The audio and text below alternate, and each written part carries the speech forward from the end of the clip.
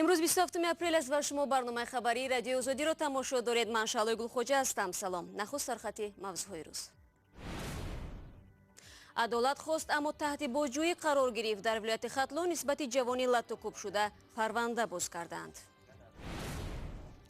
رهبری کره شمالی پیاده وارد خاک کره جنوبی شد. چنین ملاقات در 70 سال آخر بار اول صورت میگیرد. سیمکارتی مخصوص و رایگان برای سیاحان. شرکت‌های موبیلی تاجیکستان در جلب جهانگردانی خارجی کمک میکنند. SMS پیامک‌ها با 3 زبان درباره جمهوری تاجیکستان، مهمانخانه‌ها، شرکت‌های خدمت‌رسانی نقلیاتی روی اکران می‌برند. دادستانی ولایت ختلون نسبت اسکندر افرنگов ساکن نویه مومین‌آباد پرونده باز کرده است. تقریبا 10 روز پیش نزدیکان این جوان 33 ساله به دادستانی کل شکایت بردند چند میلیسای نویه را در لطوکوبی او متهم نمودند. اما ظاهراً اکنون خود اسکندر در کرسی عیبداری میشیند. تفصیلات از میرزا نبی خالقزاد. نزدیکان ساکن ناحیه مومین‌آباد اسکندر افرنگов امروز در صحبت با رادیو آزادی گفتند که شعبه کارهای داخلی همین ناحیه در نسبت او باز دوباره یک پرونده با جرم اوباشی باز کردند که گویا اسکندر افرنگов وقتی که اون در هفته گذشته به شعبه کارهای داخلی ناحیه به زوری از طرف کارمندان این شعبه برده شده بود، با پسر رئیس ناحیه که در این شعبه دوره تجربه آموزی خودش را همچون کورسانت ادامه میداد، گویا کرتکه او را با دستانش درانده باشد و در نسبت او همین گونه یعنی یک با جرم اوباشی پرونده باز شده باشد از طرف دادستانی شهر قرغانتپه.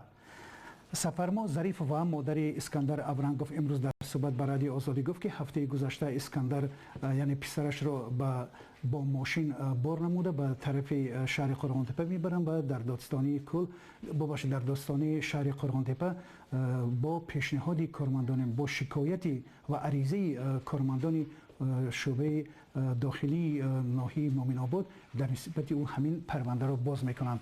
امروز ما توانستیم که با طریق تلفن با سفر نوروف یکی از کارمندان سابقه دار شعبه کارهای داخلی ناحیه مومین‌آباد تماس داشته باشیم و سفر نوروف در صحبت با ما تصدیق کرد که در حقیقت شب روزی که افرنگov اسکندر آورده شده بود پسر رئیس ناحیه در اینجا دوره تجربه آموزی خودش را پس سر میکرد و اما وی رد کرد که گویا پسر رئیس ناحیه با وی یگان رفتار ناشایسته کرده باشد. رو می‌آوریم به موضوع جهانی. رهبری کره شمالی کیم یونگ اون و مون جای این پرزیدنت کره جنوبی در منطقه غیر نظامی بین دو کشور روز 27 اپریل دیدار کردند. چون این ملاقات در سطح بلند بار اول است که در 10 سال اخیر صورت می‌گیرد. لحظه‌های دیداری دو طرف و یک جای قدم زدن آنها در حالی است که سال گذشته کره شمالی چند دفعه موشک و یک دفعه آزمایش اتمی انجام داد. رهبران دو کشور درباره اوری از اسلحه اتمی اعلان کردن نیم جزیره کوریا و استقراری صلح پایدار در نیم جزیره گفتگوی جدی و صمیمی داشتند. کره جنوبی و شمالی بعد ختم جنگ در سال 1953 تا کنون عهدنامه صلح امضا نکردند. رهبر شرکت TBI چین که مرکز برق و گرمایدهی را در دوشنبه ساخت گفته است اگر طلاهای 2 کن خراجات شرکتش را برای ساختمان این مرکز نپوشاند حکومت تاجیکستان راضی است به این شرکت باز کنهای دیگر را بدهد. شرکت مذکور با خرج 349 میلیون دلار در سال 2016 مرکز برق و گرمایدهی دوشنبه 2 را بنیاد کرد. عبدالله شروف این مسئله را خوب می‌داند. عبدالله سلام. چرا شرکت چینی از تاجیکستان کنهای بیشتر طمع دارد؟ شرکت TBI از اکسیم بانک چین قرض گرفته این نیروگاهی 400 مگاواتی را در دوشنبه ساخت. بر عوض تاجیکستان به این شرکت چینی 2 کن طلا را در ناحیه عینی، کومرغ بالا و دوآبه شرقی را تقدیم کرد. حالا از گفته رهبر این شرکت که رسانه چینی او را اقتباس میکند برمی آید که آنها هنوز به این 2 کن قانع نیستند. جانسین رهبر شرکت گفته است حکومت تاجیکستان رضایت داده است که اگر طلای این 2 کن خرج ساختمان مرکز برق و گرمایدهی دوشنبه 2 را روپوش نکند باز به این شرکت کانهای اضافی میدهند. اما مسئولان تاجیکستان میگویند طلای این 2 کن نه تنها خراجات شرکت را میپوشاند بلکه از آن بیشتر است. آیا ذخیره های طلای این 2 کن معلوم است عبدالله؟ شرکت TBI که اخیراً ذخیره‌های این دکان را از نو ارزیابی کرد، حجم ذخیره‌های آن را اعلام نمی‌کند و آن را یک سری تجارتی می‌داند. اما آموزش‌های تنها کان دوآبه شرقی هنوز در زمان شوروی ذخیره طلای آن را بیش از 117 تانه ارزیابی کرده بودند. تشکر عبدالله.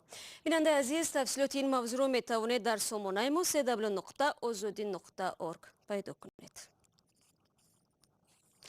مقامات تاجیکستان ادعای سامانه روسی دیسرنت را دروغ و بیهودگویی خواندند. این سامانه در چند ماه اخیر بیش از 20 عالم تاجیک با شمول مقامات بلندپایه را به اثردزدی متهم کرد.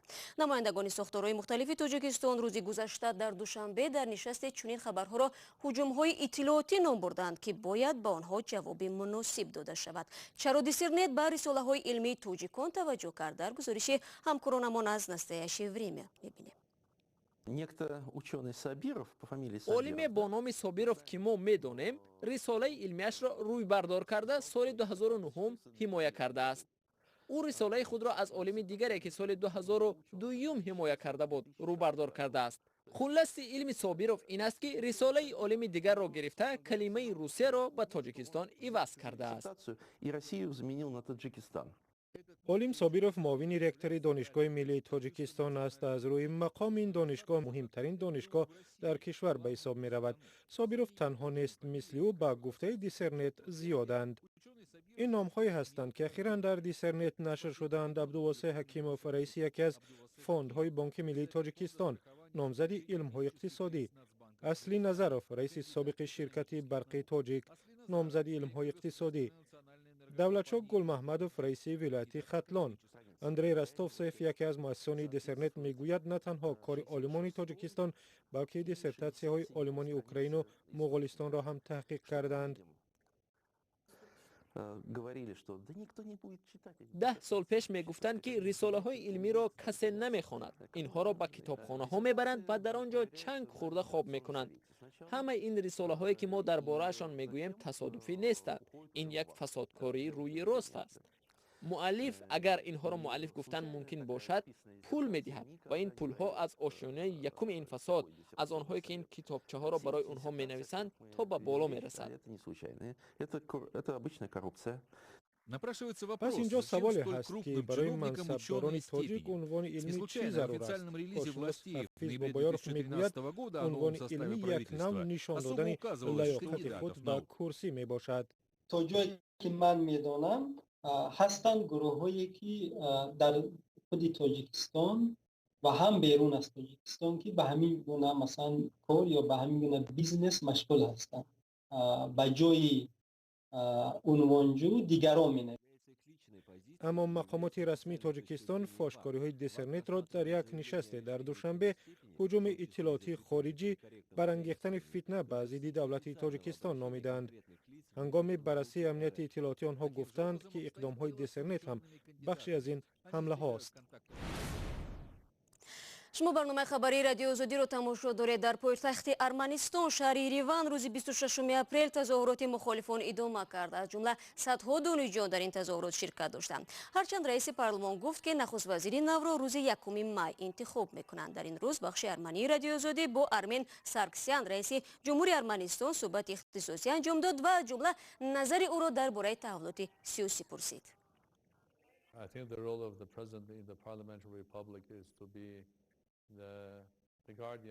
با اندیشه من نقش پرزیدنت در کشور پارلمانی رهبر دولت و حامی کنستیتوسیه است.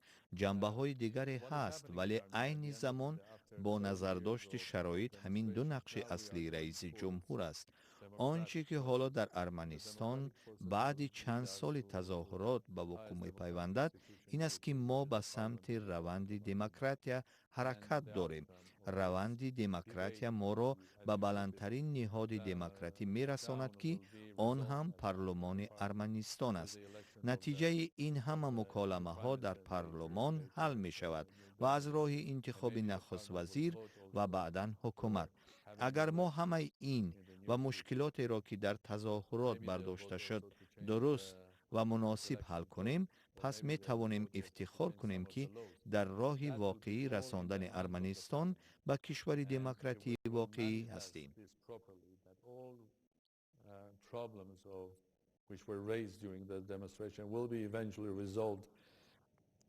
суоли дигар аз раиси ҷумҳурии Арманистон ин буд ки оё ба иддаҳо дар бораи дахолат аз хориҷ ба равандҳои сиёсӣ бовар дорад? ман шахсан ҳеҷ дахолатеро намебинам.